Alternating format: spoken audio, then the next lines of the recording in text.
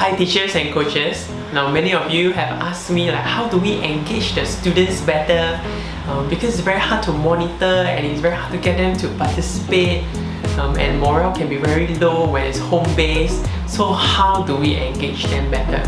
So today I'm going to share with you 5 tips on how you can engage your students better, and watch until the end because one of my teachers gave a brilliant suggestion and I want to share it with you. So the first tip is to get the buy-in from the different stakeholders.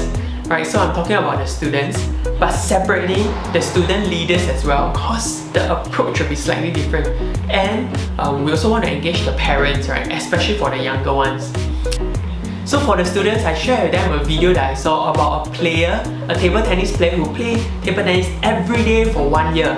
And then I shared with them the power of compound interest. So if we just focus on becoming 1% better than yesterday, in 365 days you will have grown about 3000%. Okay?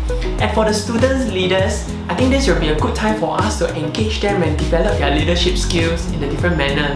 Right? I think most teachers and coaches use the student leaders as administrative help. But I think this is where we can teach them how to motivate and influence the team, teach them how to listen to feedback and also give feedback, right? And teach them to be the bridge between students and teachers.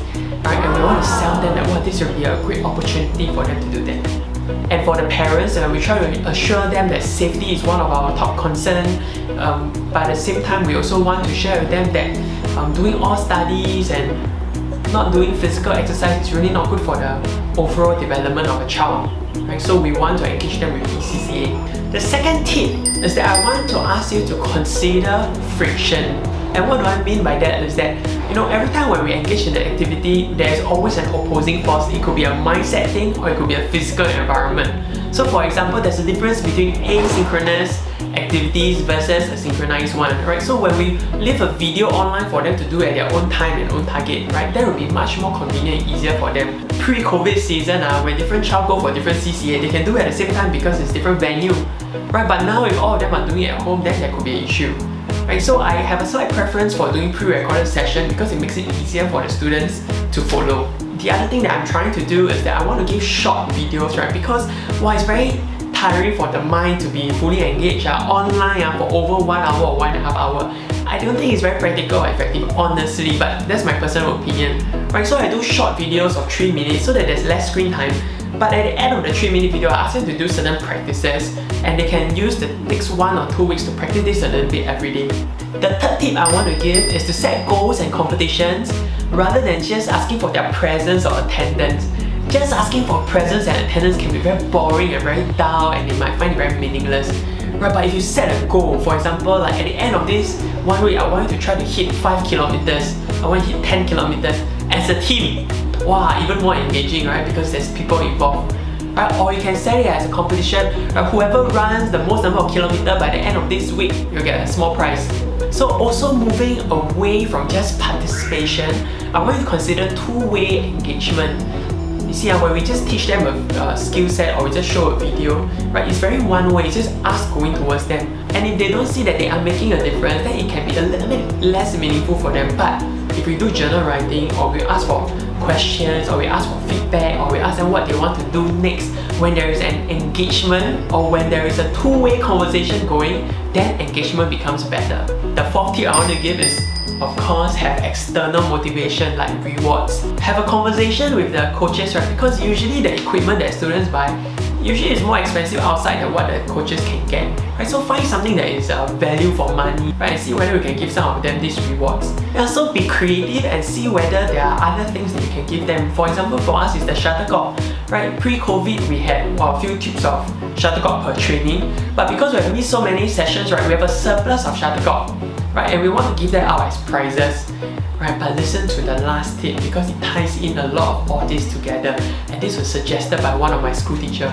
Okay, so the last tip I want to share is get peer influence. It is very difficult for one teacher, one coach, or even a team of 3 or 4 teachers to engage 80 over students. But it's a different story if we get the captains involved and we get them to be the one motivating the students. I have 4 separate sub-teams, right? The B division boy, C division boys, D division girls, and C girls. And in each team, right, there's a captain and a vice captain.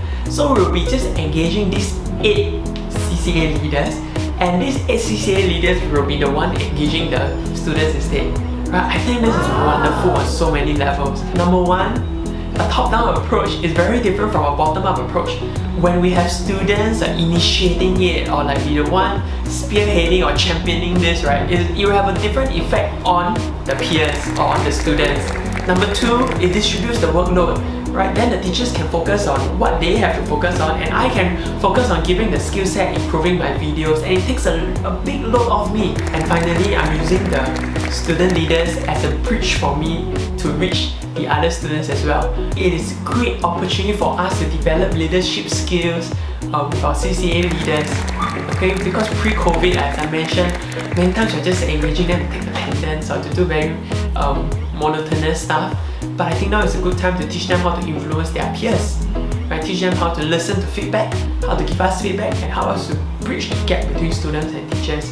Help them to learn how to influence them, right? Because their type of influence is very different from adults. They cannot do it the way that we do it, and we cannot do it the way that they do it. Okay, so that's all I'm going to share today. And in the next video, I'm going to talk about the different platforms that we can engage them, right? On Zoom and on YouTube, what's the pros and cons.